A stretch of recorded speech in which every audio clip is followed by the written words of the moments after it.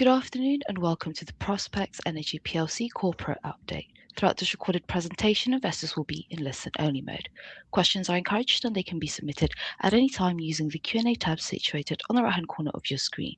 Just simply type in your questions and press send. Before we begin, I would like to submit the following poll, and I would now like to hand you over to Chairman Bill Smith. Good afternoon to you, sir. Well, thank you very much. And thank you all for attending today. It's a real pleasure for me to introduce Tom Reynolds, the new CEO. Some of you may have had the opportunity to meet Tom, but not all. So this is a real opportunity for the company. Tom has a presentation that he's going to bring everybody up to date on his first few weeks. He's only been in the saddle for a little while, but he's been very busy. I think you'll find his approach to be quite refreshing. Tom, over to you. Thanks very much, Bill. And good afternoon, everyone. As Bill says, I've been quite busy. I think if those of you that have been followed the RNS material that we've put out in the last few weeks, you'll know that I was visiting the Payura site last week, and it's really very interesting to see active gas plant in Spain and everything that's going on there. We'll touch on that briefly as we go through the presentation, but I'm conscious of time. And I want to make sure that, a big reason for having this today was to give investors and prospective investors an opportunity for a Q&A. So I want to get through the presentation material in pretty short order. What we've basically got here is a story in three parts, a reminder of the investment strategy and how we will make money. Second is to go into the assets and a brief asset update on each of those. And then we'll pull it all together with a bit of an outlook and kind of forward look of how we go from here. So without further ado, let's get on with that. So investment thesis or investment criteria, for those of you that looked at the letter to the shareholders that was released a couple of weeks back, these will be quite familiar. And basically what this slide describes is the three significant trends or dynamics that we're effectively trying to align with here. In everything we do as a route to create value for our shareholders. The first is tying to real energy assets. And so these are assets that, particularly during periods of monetary inflation, will grow in value. Now, on the right-hand column, you can see here how that refers to PROSPEX. And for us, we are invested in natural gas. It's an essential energy commodity with resilient value, particularly in inflationary times. The second theme is around resource sovereignty. Very much now, every time you turn on the news, all of us are seeing stuff linked to Iran, Straits of Hormuz, the implications on not just energy commodities, but pretty much everything that derives from energy commodities. And we can see an impulse of inflation coming down the pipe because of the cost impacts that's going to have right the way through the economy. Resource sovereignty is a theme that we can see developing where assets and resources within a border and within a geographic enclosure will be seen as more valuable because they are there already and don't need to be transported in. Now, for PROSPEX, what does that mean? Well, we have a European focus and all of our assets are within that geographical closure within Europe. And I believe that means that our assets will conduct or command a premium in terms of pricing going forward because of that ability to meet supply during periods of disruption.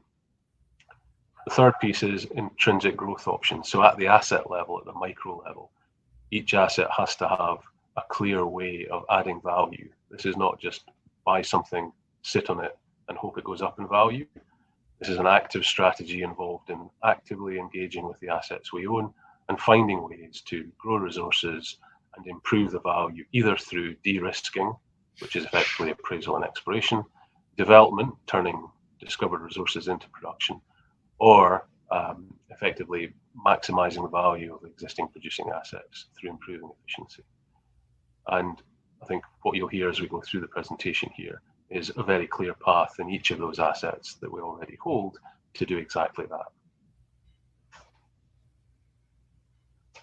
So a quick stop on value creation here, and I thought it would be useful to include, and it's a little bit of a reminder about how you create value within natural resource assets, and particularly natural gas or oil and gas assets. You can see the graph on the right-hand side here is a pretty traditional S-curve. where you can see value on the y-axis is represented here as dollars per barrel, effectively a value metric on the y-axis. And you can see phases of an asset's life as you go left to right across the chart here as an asset matures. Now, what PROSPEX is looking to do is identify opportunities within the European gas market, which we can invest in either by investing in assets, in companies, or financial instruments, where there's a clear path to growing value. And I'm just going to talk about what that means in terms of this chart on the right-hand side. A number of our assets, you could plot them on this chart here. I didn't want to make it too busy, so I left them off. But basically, just intuitively, you can look at this. We'll be talking about new licenses that have been offered to PROSPEX in Poland. They sit down at the bottom end of this chart. This is new acreage to us, and effectively the first step will be to investigate and understand and identify prospectivity. So right at the bottom of the S-curve. As we move up the curve, you can see where Romeral sits, although it has got some late-stage production from its first life. The 5-well drilling program that we'll talk about in a minute puts it in the middle of the curve with sort of appraisal exploration into production mode. Viura sits in a similar position in that it's got existing production but appraisal upside. I think a key point here is that each step of this curve moving up is defined as by milestones shown by the the yellow diamonds. And the yellow diamonds represent a point in time where we, as owners of any asset, can take a view on whether we are the best person to take it to the next stage of life, or whether we pass the ball to someone else. And effectively, you'll see this coming through loud and clear in the investment approach I hope to bring to PROSPEX, is that at every stage of an asset's life, we will assess whether we are the best owner going forward, and therefore we should find the funding to take it to the next step, or whether it would be better to effectively take value off the table, sell it to someone else who's the better owner, and then we can take that value and reallocate it to new or other interesting assets. So really, just to round out on investment approach, these are sort of motherhood and apple pie statements about how we will work with each individual asset. And this is about discipline and making sure that every pound we spend on an asset has a clear intent in adding value. So first of all, each asset will be held and will have a clear, specific investment objective. We're not going to be sitting and just hoping things go up in value. We will have a plan and we will be executing on that plan. We'll update valuation of each asset regularly and understand how macro events are affecting the potential value of these assets. I've already mentioned the Strait of Hormuz and the impact that's had on TTF pricing. As a result, I believe all of the assets in PROSPEX portfolio, whether they are undeveloped or actively producing, have gone up. And then finally, any follow-on investment will be consistently and rigorously viewed through the lens of how does that add value for PROSPEX shareholders. That has to be our benchmark in everything we do.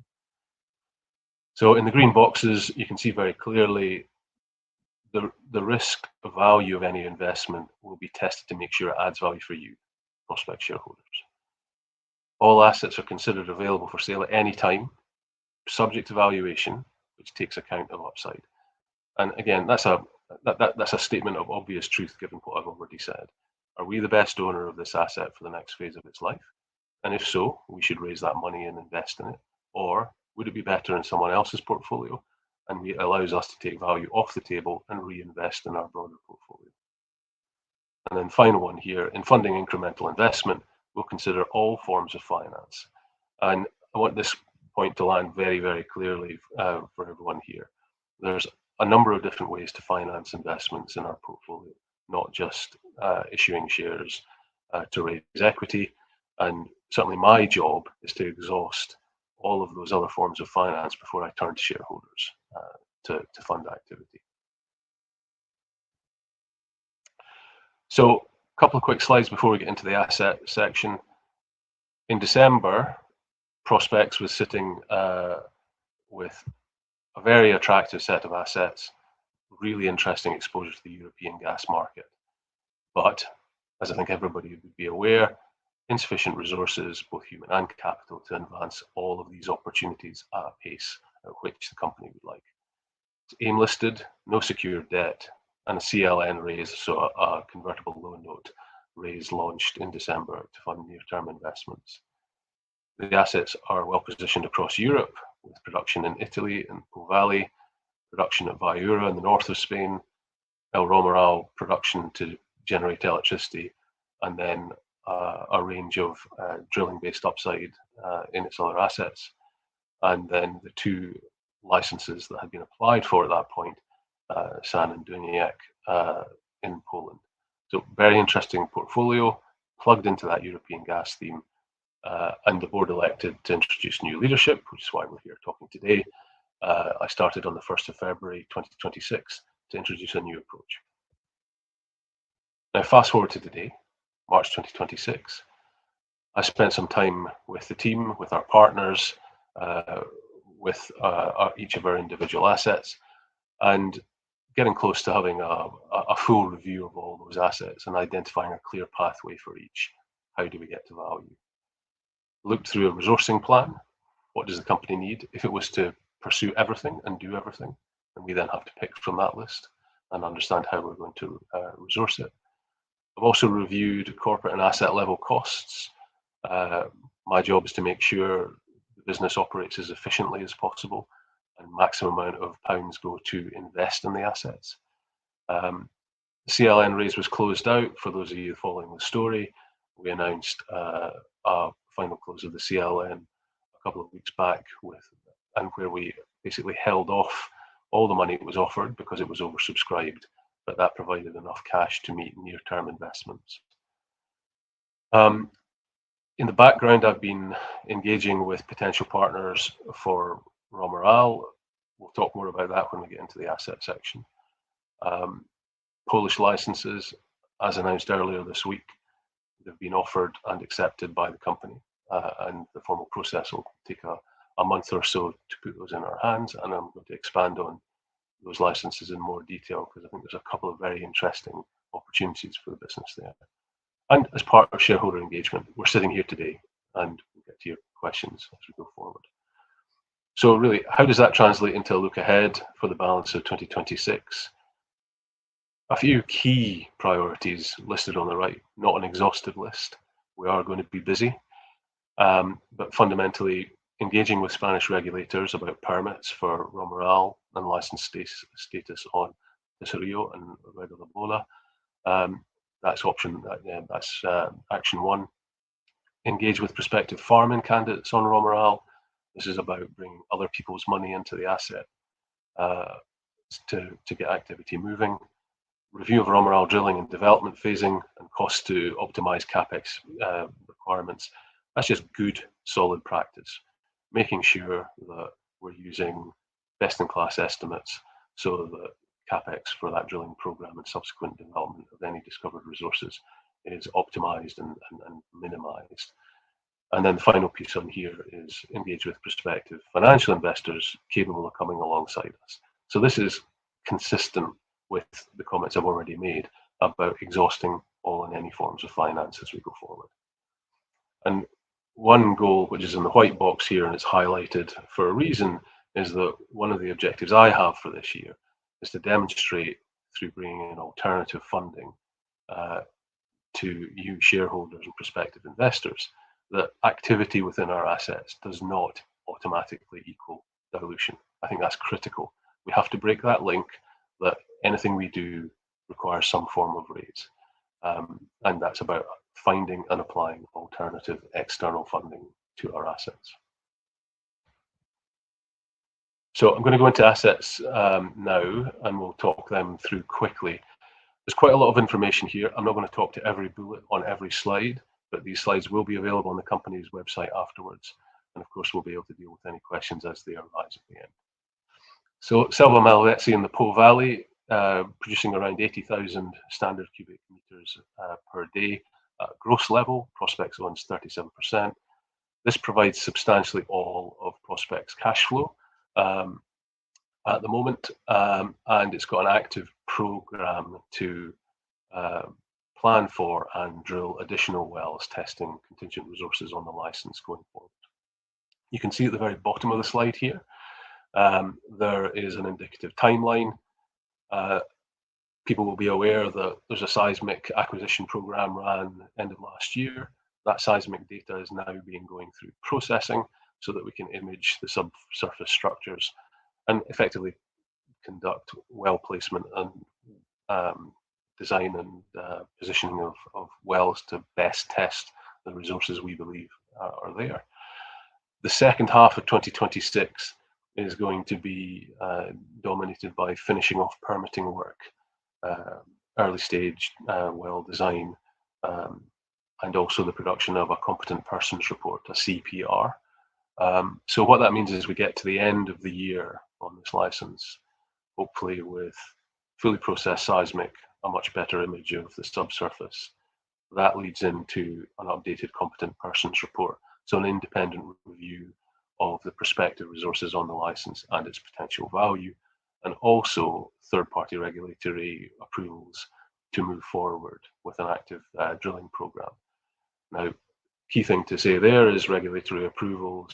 There are broad error bars on when and how they are finally approved, but current best estimate is the timeline you can see along the bottom of the chart here.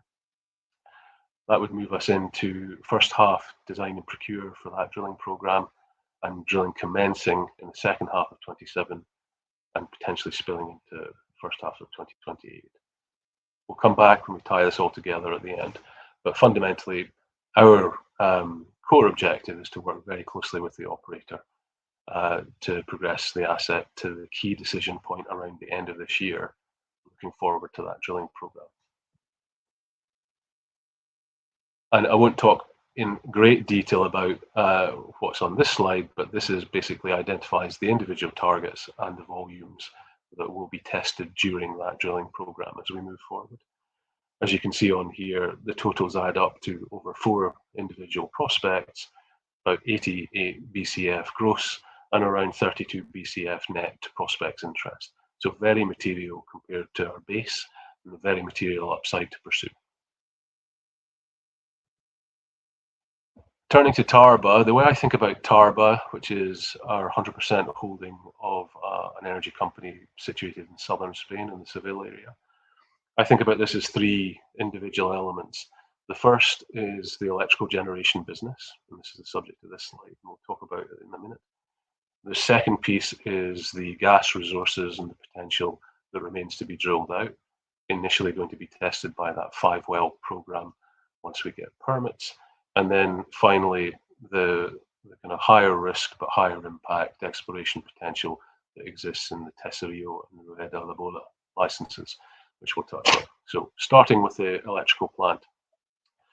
Basically what you can see here is pictures that I took during a visit to site in February.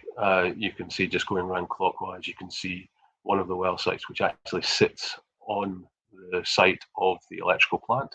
You can see the generation hall immediately to the right, and then below is one of the distal well sites which currently feeds the plant. Going through the asset in particular, I think the key message that I would say about the electrical generation is that Romeral was originally developed as gas to power, and the only way of generating income was to generate electricity and sell it to the grid.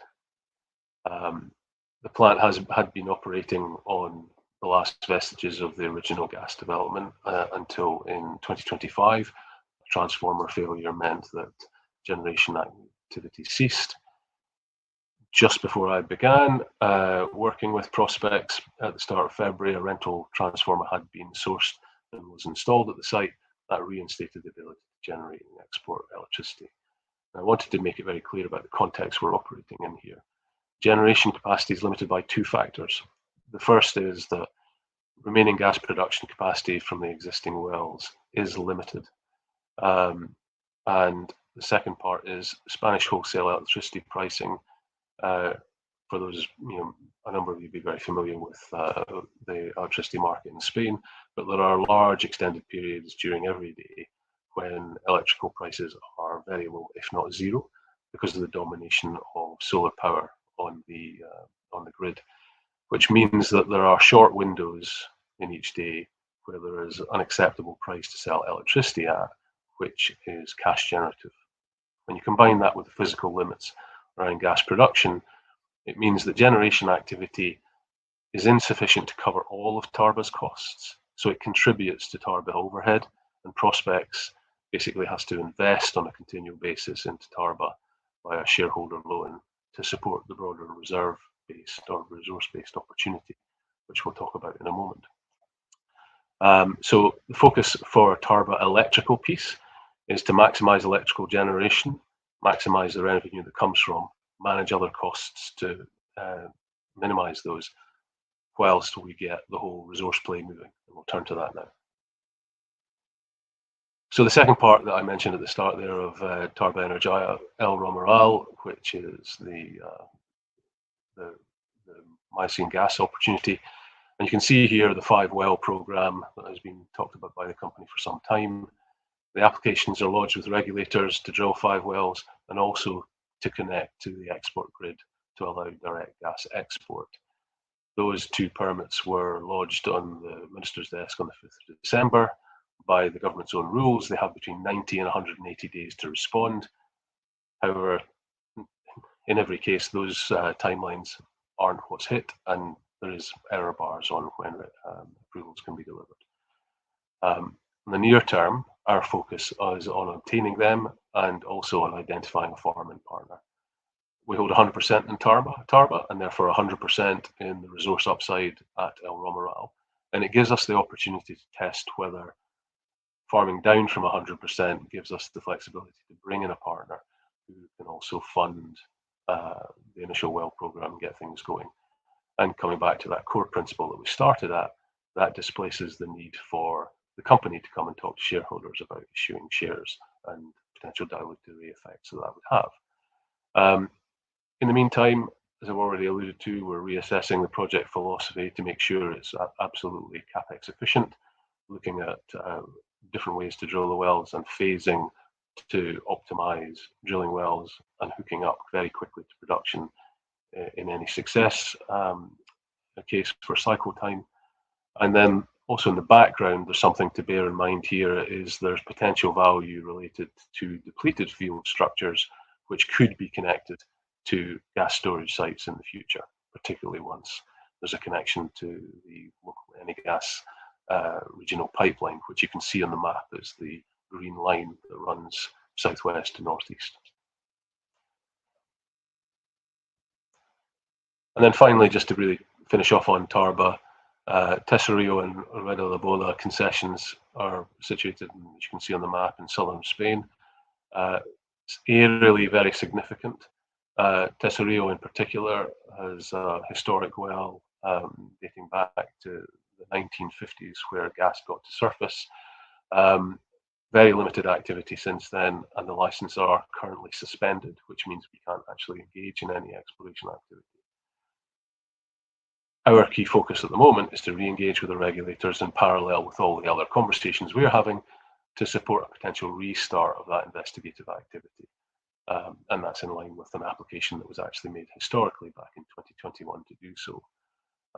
2 big licenses, different prospectivity on each, and very clearly the objective here is to begin accessing the ability to get after work here.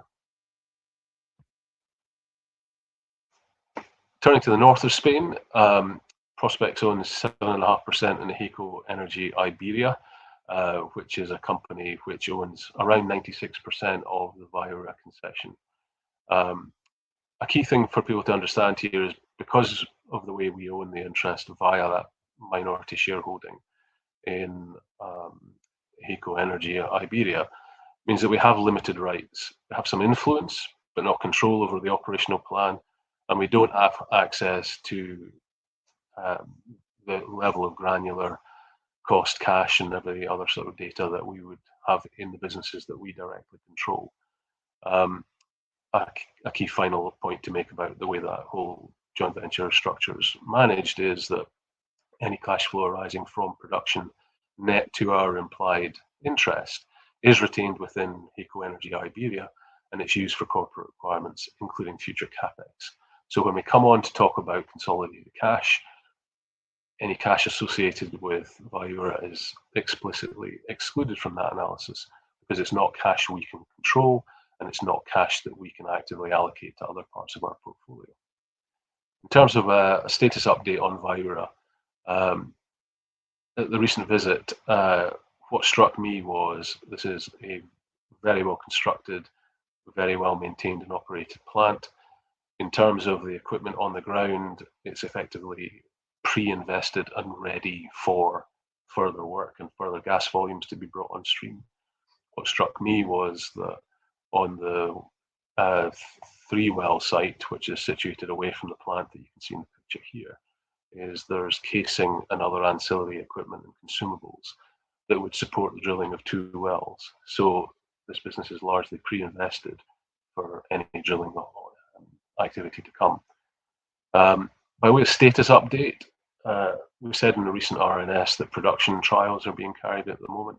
That's to support the construction of a dynamic reservoir model, which then in turn will be used to support design and placement of any new wells that are done in the future.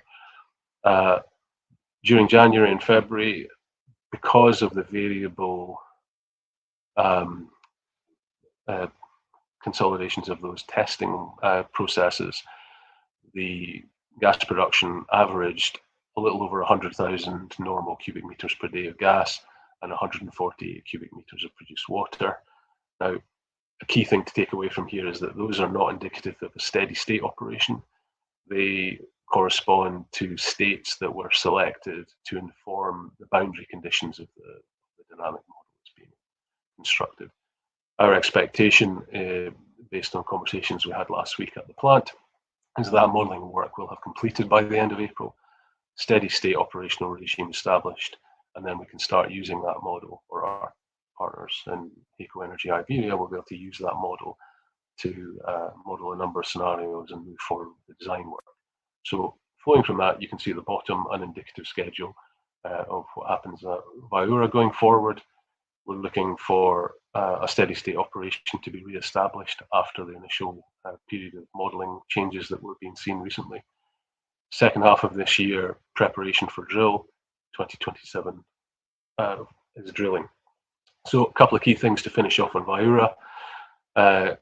We are very happy with the asset. We are confident this represents an attractive opportunity for PROSPEX, and basically working very closely with the operator to understand its plan as it develops. So the final license we're going to talk about, or final asset we're going to talk about here, is the Polish licenses. For those of you following the RNSs, you will have seen that we announced on Tuesday of this week that the applications that have been in the pipeline for some time were now offered to us, and we have accepted. There's 2 licenses, the SAN license and the Dunajec license. Both of these licenses sit in southern Poland. Shown here, SAN license, that corresponds to a Miocene gas play, very similar to some of the other assets we have in terms of the geological setting. Shallow gas is what we're targeting here. And effectively, just to draw out some of the positives that I see here, is that you can see the geological trend shown by the red gas discoveries in adjacent acreage on the map we're looking at here. And you can see that trend running up from the southeast to the northwest. And it's, in our view, we're going to be looking to see that trend continuing onto our block, and that's what we're going to be investigating. Another interesting thing about both the licenses I'm going to talk about is there's been very limited activity since the year 2000, just because these areas were not licensed. And there's been a huge amount of technological innovation in both imaging, evaluation, and exploitation techniques since that time. And we believe that by application of those techniques in looking at these licenses and potentially developing whatever we may find here, there could be real overlooked value. We've seen this in other provinces, and we hope that's the case here. On the work programme, very light levels of firm cost exposure, which are limited to an aerogravmax survey to image some of the basinal potential underneath the license, and then a drill or drop commitment after 3 years. So we're in full control of our spend on both licenses, and the initial firm budget is very modest, and we're in control of when we spend that over the next 3 years. So all those points apply to the second license, to Duniek. You can see here, the map shows offset discoveries, substantial, commercial in size. In addition to the Miocene gas play, the Duniek license also has a Cretaceous-Jurassic oil prospectivity. And you can see on the map here, not just red blobs corresponding to gas discoveries, but also green corresponding to historic oil discoveries. Now, one very interesting thing, which I'll talk about in a second, is the ring discovery, which is the Menishkov discovery. This is shallow oil discovery discovered in the 60s, which has not been carved out and remains on the block, and PROSPEX has access to. And I'm actually just going to turn to that now to talk about it. What you can see here is historic map and log from the 1960s. You can see a hand-drawn oil-water contact shaded in light blue on the map on the picture here. Basically, wells were drilled in 1966 on this structure, discovered 13 meters of oil pay in a fractured carbonate, very shallow, 600 meters depth, and very similar in character to the other oil discoveries shown in the previous map, which are Grobla and Plavovich. The oil-water contact you can see mapped in and shaded in light blue there, and the well corresponding to the circle on the map is the log you can see on the left. It very clearly shows oil saturation, 13-meter interval, and based on cuttings and corings, you can see it's fractured carbonate, which is a viable reservoir, and was produced from both the offset fields from the 60s using 1960s era technology and using vertical wells. Key thing for me that really stands out is cased hole test on this flowed 45 barrels a day. So I think what's very interesting to me is that within that license closure that's been offered to PROSPEX is we have a historically undeveloped oil discovery of reasonable size that, if this was in other areas of the world, would already be producing with nodding donkeys on it. And so a priority action for us is really to get after this and look at how this can be moved along, matured and understood better in short order, because it could represent a very quick pathway to additional cash flow for the company.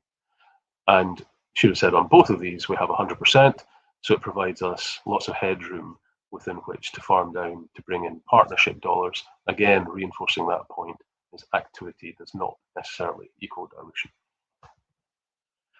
So bringing things together, bit of a summary and an outlook. One thing that I've heard from people that have reached out to me directly, and ahead of this presentation, we actually had a couple of questions, which was specifically around cash reconciliation, looking back over 2025. How much money did the company take in? What did it spend on? So that's the purpose of this slide, to be very transparent for 2025, quarter by quarter and in total. And then also a provisional, given we're not quite at the end of the quarter yet, a provisional view for Q1 2026. The graph on the right-hand side of this slide is basically a waterfall chart showing climbing all the way to the top of the hill and coming all the way back down as a summary for the total of 2025, which is the deeper yellow column that you can see on the picture here, and then quarter by quarter. I'm not going to go in the interest of time through every single line item here. Point here I would show, or the 2 or 3 points that I would really just bring out to stress to people is that, so based on revenue of around £3 to £3.5 million a year, which is dominated by gas sales from our Italian asset, that covers direct OPEX on the Italian field, corporate overhead, and around £750,000 of investment activity per annum. So you can see that cash flow that PROSPEX has access to and controls can basically meet all its operating costs, meet its corporate overhead and requirements as a listed company, and also leave a little left over for investment. During 2025, and I already touched on this when we talked about Tarba, was that Tarba required financial support to maintain and retain the asset due to that transformer failure and the loss of revenue. And so we'll point out to you in the table here where it talks about investments, interest-bearing loans in Tarba. That was loans advanced to Tarba by PROSPEX during 2025 to effectively support the company and maintain PROSPEX' position in the company and maintain the company in good order, effectively for the resource play that exists in Tarba, both for Romeral and Tesorillo and Red Olibola. That represents a reasonable chunk of the company's resources. You can see here it sums to £748,000 as a total for 2025. It's a material lump of cash. What I would also stress is this does not include, as I alluded to earlier in the presentation, this does not include cash flows that are implied by production at Viura, because those cash elements are retained within HECO Energy Iberia, and we don't have control over them, and we can't treat them as if that's controllable cash for the business, which is why they're not reflected here on this chart. So moving on.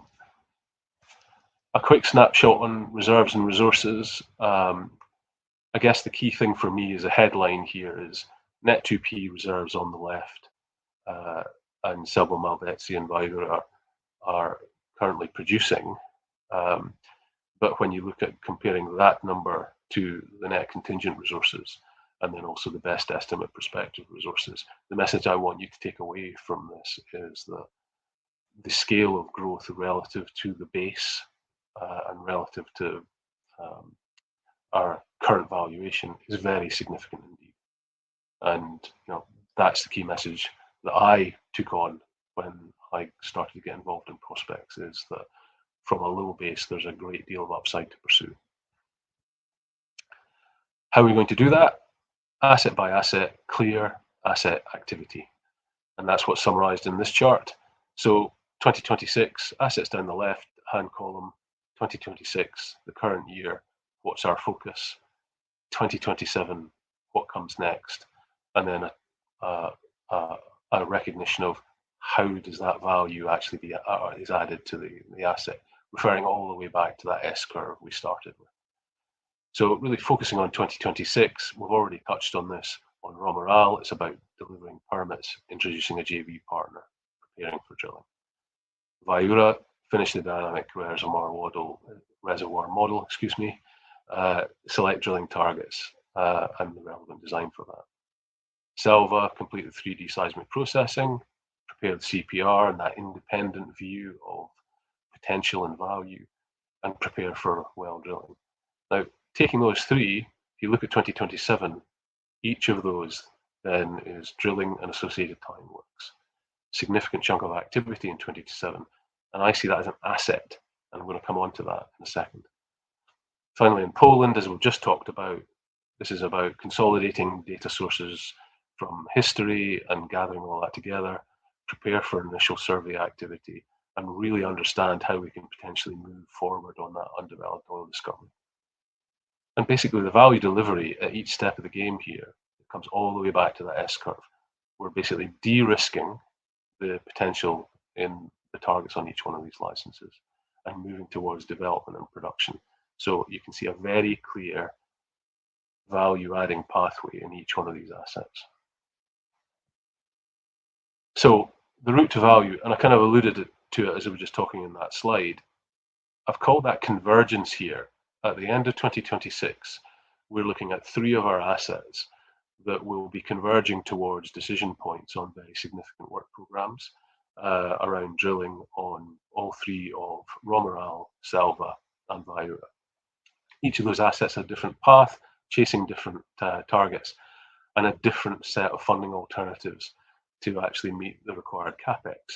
And as I've already undertaken, and I will continue to stress, my job, the company's job, is to review and exhaust all available sources of capital to maximise the net value impact to shareholders.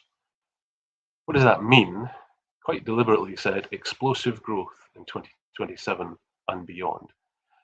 That convergence offers a significant potential reserve and production growth compared to a very low base and a very low entry valuation as PROSPEX is currently expressed.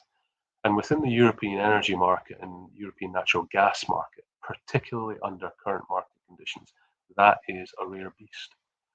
So what that actually says to me is that convergence around the capital requirement for those drilling programs on those three assets, it's not a liability, it's actually an asset.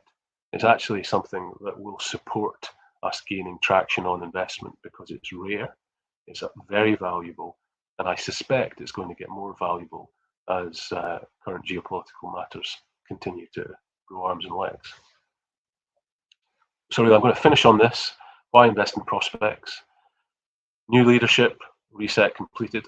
I'm hoping that you've heard and seen a different approach than perhaps has happened before in terms of how we're looking at this as a series of discrete investments with a very rigorous view on how to add value with capital discipline and a non-dilutive value focus. Multiple assets moving towards decision points. Decision points mean value, right? And I think I want everybody to recognize that.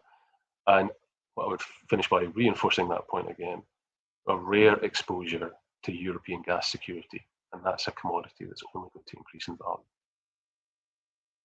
So with that, I'm going to finish talking, and we're going to turn to the Q&A. That's great, Tom. Thank you very much indeed for your presentation. Ladies and gentlemen, please do continue to submit your questions using the Q&A tab situated on the top right corner of your screen. While the company take a few moments to review those questions submitted today, I would like to remind you that a recording of this presentation, along with a copy of the slides and the published Q&A, can be accessed via our investor dashboard.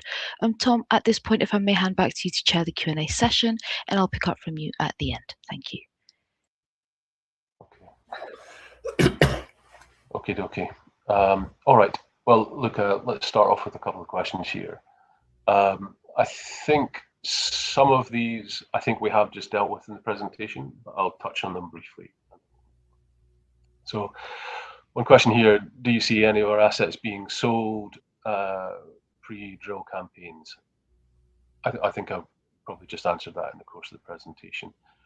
At each natural break point in an asset's life, we will stop and think and work out on what terms does it make sense for us to continue and fund going forward, or do we think there's a better owner? So I guess the answer is going to be maybe, but it will be a value-driven, objectively assessed decision at each point.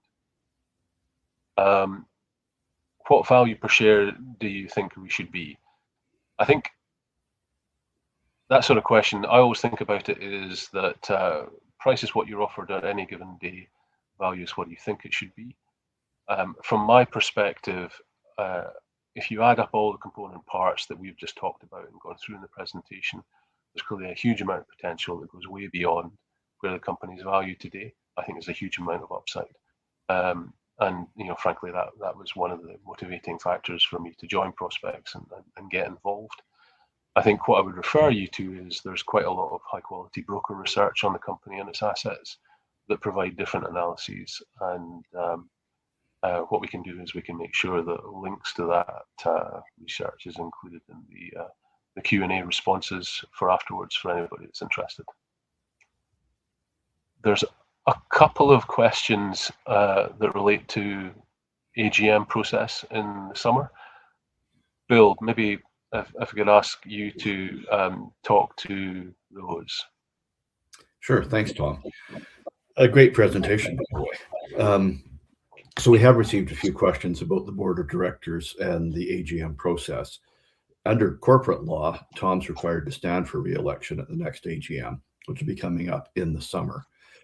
In advance of every AGM, this company and most companies, the entire board meets to review the capabilities and skill sets that we have on the board and what we need to either add or change, if anything.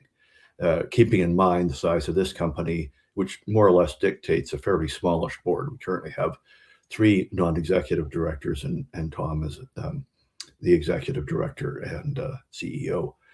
So I can say that at this time, with Tom's recent appointment, he's been busy reviewing the assets and meeting the partners, and we have not yet had that review, but all 4 of us have discussed the need for having that in advance of this, and plan to have a meeting within the next week or 2 to discuss the needs and capabilities in advance of preparing the proxy circular for the AGM. So more to come, although it's not clear at this point where there'll have to be any additions or changes. We haven't had that discussion yet. All right, thanks, Bill. There's a question here. Can you advise and clarify on the previous director's severance term? It's talking about my predecessor, Mark Routh, former CEO. So basically, to clarify, there's a couple of specific points raised in the question here. So Mark ceased to be CEO and a director of PROSPEX on the 31st of January. He is currently serving out 3 months of contractual notice, so he remains available to the company, and particularly to me, until the end of April, so that 3 months. You know, that's effectively to help me on board and make sure that I can access his memory of recent and further back events, because he has been involved in the company in one way or another for a number of years. In terms of anything in addition, there was no specific bonus or terminal bonus paid to Mark. In terms of options, he does have rights under option agreements for a period of time to exercise on certain options. I don't have the absolute specific details of that to hear, but we can get that and we can load it into the Q&A afterwards, so it's super specific. The next question relates to HAECO. Is HAECO likely to secure finance for a drilling campaign? And does that also include our element? And a couple of other questions relating to cash and funding. So I mean, it's a question fundamentally around how will we fund any obligations that may crystallize for our investment in Viura. Hopefully, based on what I've said in the presentation, we have answered that, if not completely, certainly mostly. I can't speak for HAECO, and I don't think he would expect me to the extent that HAECO is able to find funding for the whole corporation, then I'd be very interested to look at it. Fundamentally, the commitment, I'm just going to repeat it, is that we will exhaust all forms of finance, whether that's debt, offtake finance, farm in, farm out, parallel investors, in parallel with using our own capital resources. But a very critical focus is everything has to be value accretive at the per share level if we're going to spend our own money. Okay, just scroll here, and excuse me squinting at the screen. There's a question here which I believe we've answered with the 2025 reconciliation, what production cash flow covers, and the actual cash flow numbers. So I believe we've answered that. And there's the final part of that question is, why is it necessary to raise additional cash? I think if you look at the reconciliation, you can see that the company ended 2025 with a very low level of cash, and there are clear look ahead to upcoming expenditures. So that's why it was necessary to raise that additional amounts. And I think I alluded to that in my shareholder letter, that I believed it was in shareholders' best interest to complete that process that had been started. Quarterly updates, there was a question about here, and looking for a clear cash bridge. I believe I've answered that completely in the presentation. If anything is not clear, or if anybody has subsequent follow-up questions about that bridge and about those cash, happy to receive those, and we can put it in the post-presentation chat. There's a question here. The acceptance of formal offers for the Polish licenses, coupled with continued upward momentum in European gas markets via Dutch TTF, seems to create strong near-term catalysts. Does the board view this as a window to hold off on further capital raises following the imminent license awards to bolster PROSPEX' position for attractive, non-dilutive JV or farm-out opportunities? So at the risk of sounding flippant, I'm going to be, I couldn't have written it better myself. Absolutely yes. So increasing TTF, it's a rising tide that lifts all of our boats, including these new licenses.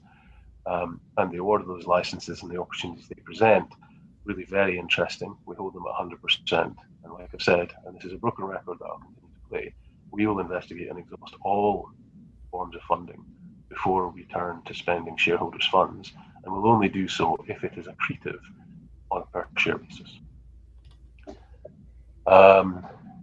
Okay, I think someone cancelled out their own question after obviously flicking through the slides ahead of us.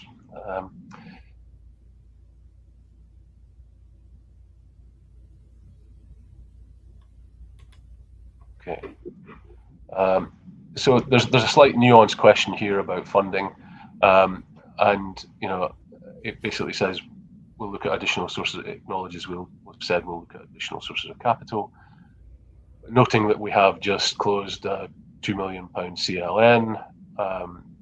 Then can we categorically, the question here is, can we categorically rule out issuing new equity, i.e. dilution, in 2026 to cover corporate overheads or early stage Polish exploration? So I think it's important to really hit this head on. Cash flow from production in Italy meets corporate overheads, and it meets the OPEX in Italy, and it leaves some surplus cash to meet certain investment objectives.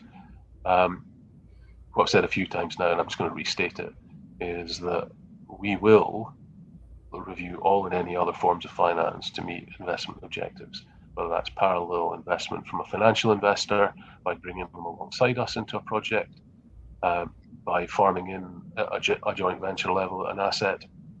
I touched on that in the presentation about Romeral. Now, I don't think anybody would expect me to categorically rule out the option of funding if I thought it was value adding for investors. So I'm just going to basically caveat the statement here and repeat what I've already said, which is, if we believe that funding is accretive to investors on a per share basis, we will seek for ways to do it, and we'll exhaust all other possibilities before reverting to shareholders. Okay.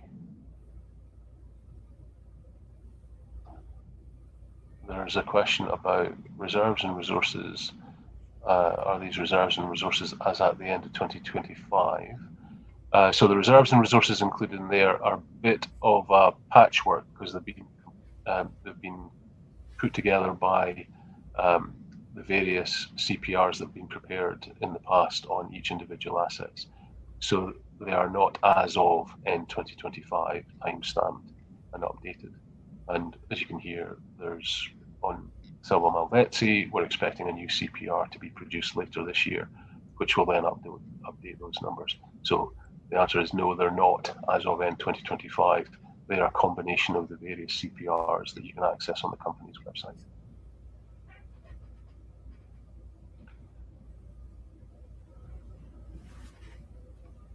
Okay.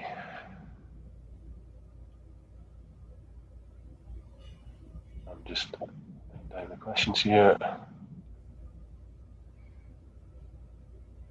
Okay.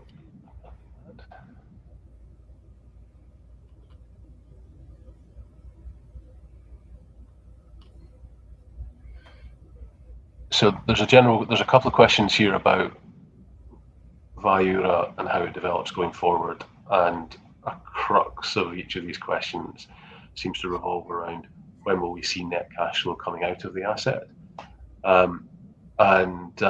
You know, my expectation would be net cash that's currently being generated within the company is effectively ring fenced and being held within the company, and will be used to offset against any investment activity that the company then makes on subsequent well stock. At some point in time, you would expect the production revenue from that to break through, repay those costs, and then be available for distribution to shareholders. Today, I can't give you a guidance on that because we still haven't worked.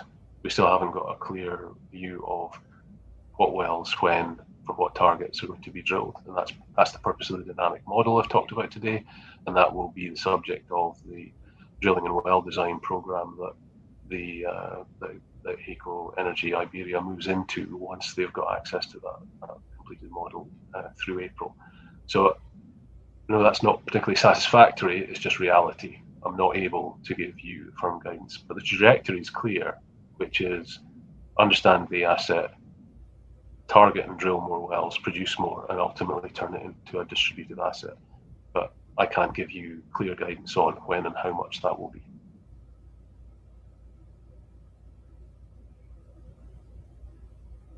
Okay.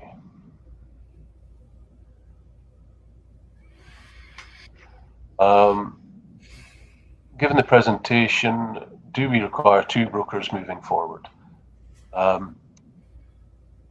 So given my brokers will probably be watching this presentation, that's a provocative question. But look, what I would say about, and not just for brokers, but about competencies, expertise, and advisors, all the resources that the company needs, these are constantly under review. And that's not trying to be deliberately provocative, but in a similar way to what Bill talked about the board, we as a company have a duty to you shareholders to make sure that we have got access to best available resources, capabilities, expertise to move our business forward. I've met with both our brokers. They both do similar but slightly different things. They've both been very active in the recent CLN raise and brought money to the table. They both have networks that do more than that in terms of corporate finance and potentially bring opportunities to the table. So, I think I'm going to answer the question in a more general way, which is the resources that we have access to and the resources that we need at any given time. When they get out of kilter, we will make changes. But if we believe we need these resources, we'll maintain them.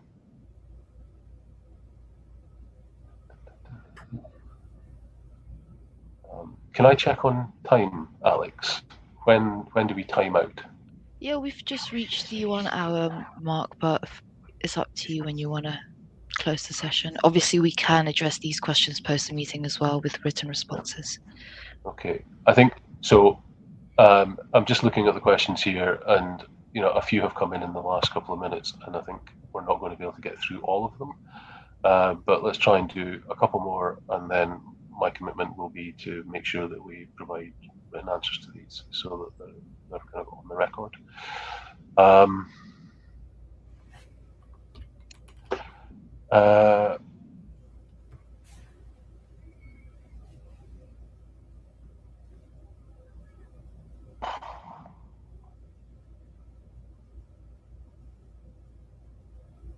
Okay. There's one here. Hi Tom, will you be adding to your shareholding going forward on the open market? So look, I know there's a big with every company and management, they want to see skin in the game.